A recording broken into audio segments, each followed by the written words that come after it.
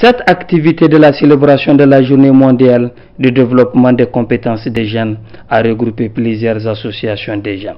Une activité parrainée par l'UNICEF afin de partager d'expériences et des opportunités avec ces derniers.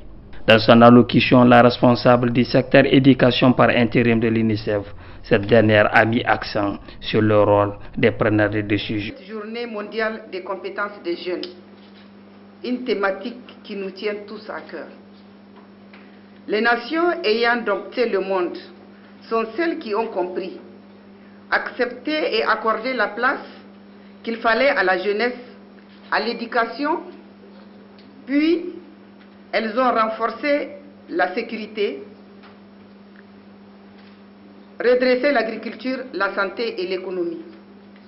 Si on demande à une de ces nations, à partir de quand une société peut-elle se considérer riche ou viable, elle répondrait certainement à partir de 100% des jeunes éduqués, à l'abri des besoins de base, donc naturellement 100% de jeunesse outillée, informée, éclairée et consciente de son rôle de l'État à chaque instant et le devenir de la société. Le Niger est un pays vaste, avec 10 millions d'opportunités pour accompagner le développement des pays. Je fais référence plutôt, c'est 14 millions d'enfants et des jeunes de moins de 18 ans qui ont des souhaits et des rêves pour eux-mêmes, pour leur famille et leur pays. Malgré les challenges de la COVID-19, ces jeunes auraient de lourdes responsabilités de saisir ces opportunités à travers des innovations.